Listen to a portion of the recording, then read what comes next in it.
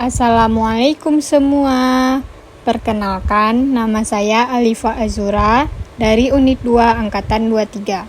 Saya ingin menampilkan media pembelajaran MK-IPBA tentang materi struktur bumi. Bumi adalah planet terdekat ketiga dari matahari, yang merupakan planet terpadat dan terbesar kelima dari ke-8 planet dalam tata surya. Bumi juga merupakan planet terbesar dari 4 planet kebumian di tata surya. Bumi terkadang disebut dengan dunia atau planet biru. Mari kita mulai dengan struktur bumi. Sebagian besar keindahan pemandangan alam yang kita nikmati di berbagai belahan dunia terbentuk dari perubahan yang terjadi pada bumi kita ini. Pemandangan itu disebut dengan morfologi bentang alam. Perubahan pada bentang alam diakibatkan oleh tenaga pembentuk bumi, atau disebut juga tenaga geologi. Tenaga geologi itu dibagi dua macam, yaitu ada tenaga ekstrogen yang berasal dari luar bumi, dan tenaga endogen yang berasal dari dalam bumi. Bumi sendiri itu memiliki struktur, yaitu kerak bumi, mantel bumi, inti luar, dan inti dalam. Kalau kita gambarkan, kira-kira akan seperti ini. Nah, kita bahas satu persatu setiap bagiannya. Kita mulai dari kerak bumi. Kerak bumi merupakan bagian terluar dan merupakan lapisan yang paling tipis dibandingkan lapisan-lapisan yang lain. Kerak bumi terdiri atas tanah dan batuan yang mudah pecah dan mengandung berbagai unsur kimia serta kandungan batuan berharga. Selanjutnya, mantel bumi. Mantel bumi merupakan lapisan yang paling tebal, yaitu 2.900 km dan paling berat di antara lapisan lainnya. Mantel bumi terdiri dari dua lapisan, yaitu mantel luar. Mantel bagian atas relatif kaku dan mengandung asthenosfer, lapisan semi cair yang merupakan pergerakan lempeng tektonik. Yang kedua, mantel dalam. Mantel bawah yang padat kontribusi pada konveksi dan perpindahan panas secara keseluruhan di dalam interior bumi. Perpaduan dari lapisan luar dan gerakan bumi membentuk listosfer. Diingat ya, adanya listosfer dari perpaduan lapisan mantel luar dan kerak bumi.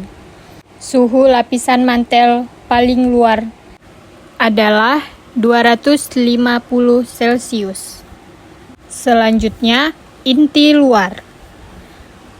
Lapisan inti luar adalah satu-satunya lapisan yang terdiri dari cairan yang pekat, yaitu disebut cairan magma.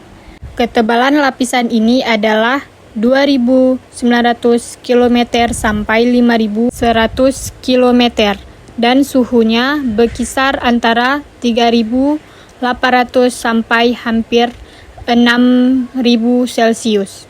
Panas banget kan ya? Selanjutnya, inti dalam bumi. Kalau inti luar bumi udah dianggap panas, inti dalam bumi jauh lebih panas lagi loh. Lapisan inti dalam memiliki suhu tertinggi, yaitu antara 5.000 sampai 7.000 Celcius. Ketebalannya antara 5.100 sampai 6.400 km. Nah, kalau bentuknya berupa padatan karena tekanan yang sangat tinggi, sehingga batuan yang terdapat pada lapisan ini tetap berada dalam bentuk padat. Selanjutnya, lempeng tektonik. Pada bagian sebelumnya, kita tahu bahwa listosfer adalah bagian kerak bumi dan mantel luar. Listosfer sendiri berasal dari dua kata bahasa Yunani, yaitu listosfer batuan dan spaira, yaitu lapisan. Jadi, listosfer adalah lapisan batuan. Lempeng tektonik itu ibarat seperti kertas karton yang dipotong-potong kemudian disimpan di dalam baskom air panas. Pastinya mengapung dan bergerak kan? Nah, begitu juga dengan lempeng tektonik bumi. Namun, perbedaannya pergerakan lambat karena cairan pada lapisan inti luar bumi itu pekat daripada air biasa. Di bumi ini ada banyak lempeng, kalian bisa lihat pada gambar di bawah ini. Nah, kalau kita flashback ke zaman dahulu kala, ada sebuah teori mengatakan bahwa dulu bumi itu hanya satu deretan yang disebut dengan Pangea. Hal tersebut dikemukakan oleh Albert Wegener, ahli meteorologi dari zaman pada tahun 1915. Menurut Alfred Wegener, berjuta-juta tahun yang lalu, Pangea terpecah untuk menjadi dua deretan besar. Deretan pertama yaitu Gondwana, yaitu terdiri dari Australia, Antartika, Amerika Selatan, Afrika, dan India. Deretan kedua yaitu Laurasia yang terdiri dari Amerika Utara, Eropa, dan sebagian besar negara Asia. Teori Wegener tersebut kemudian disebut sebagai teori tektonik lempeng. Jadi, kalau kita gambarkan berdasarkan teori tersebut akan terlihat seperti ini. Kita bisa lihat yang pertama Pangea, terus sampai bumi hari ini, jadi bentuk pecahannya seperti itu. Terlihat dari awalnya hanya satu daratan, kemudian terpecah dan semakin menjauh. Pergerakan lempeng tersebut terjadi sangat lambat. Waktunya kira-kira sama dengan kecepatan pertumbuhan kuku manusia, yaitu rata-rata 1 cm per tahun.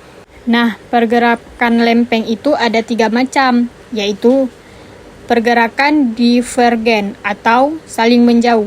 Yang kedua, pergerakan konvergen atau saling membutuhkan. Yang ketiga, pergerakan transform atau saling berpapasan. Gambarnya seperti ini.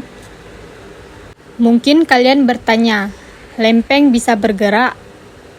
Pergerakan lempeng terjadi karena adanya arus konvensi, yaitu terjadi pada astenosfer.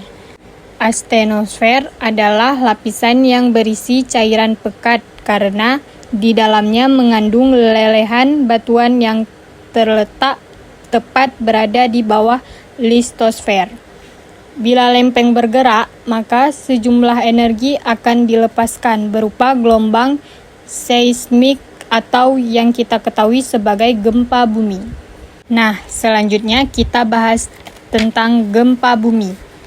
Pada bagian sebelumnya, kita setelah mengetahui salah satu penyebab gempa bumi adalah karena adanya pergerakan lempeng. Namun, sebetulnya ada beberapa jenis gempa bumi, seperti gempa tektonik, karena pergerakan lempeng bumi. Yang kedua, gempa vulkanik, karena pergerakan magma dalam gunung berapi. Ketiga, gempa runtuhan, karena tanah longsor.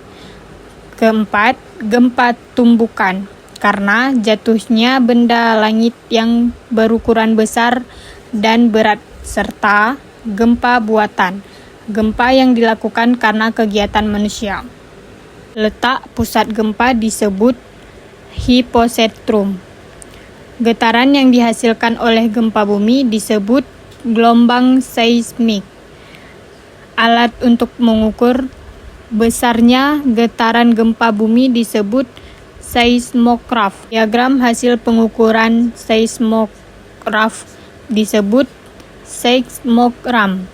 Kekuatan gempa bumi diukur dalam skala Richter atau SR. Semua yang ada di sini, yang ada pada materi ini, kalian harus hafal ya, pasti keluar di saat ujian.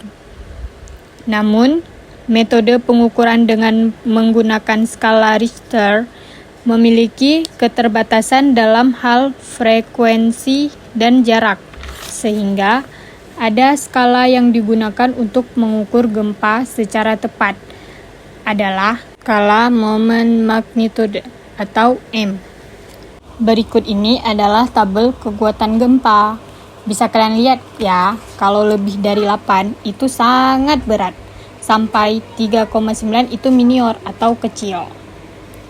Yang namanya gempa pastinya menyebabkan bencana ya.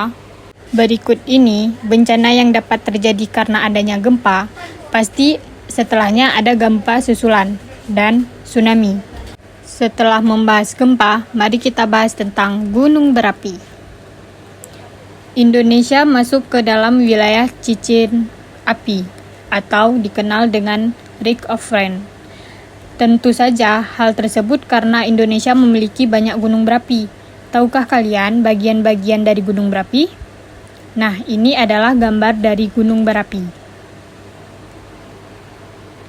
Meskipun terdengar mengerikan karena Indonesia memiliki banyak gunung berapi, namun keberadaan gunung berapi tersebut memiliki manfaat. Antara lain, banyaknya sumber mineral dalam bentuk bantuan biji logam yang terletak pada batas lempeng. Kedua, banyaknya sumber energi merupakan minyak bumi. Ketiga, terdapat sumber energi alternatif, yaitu energi geotermal. Keempat, materi yang dikeluarkan oleh gunung berapi dapat menyuburkan tanah serta sebagian daya tarik wisata. Nah, mungkin cukup sekian. Terima kasih telah menyimak video ini sampai selesai. Assalamualaikum warahmatullahi wabarakatuh.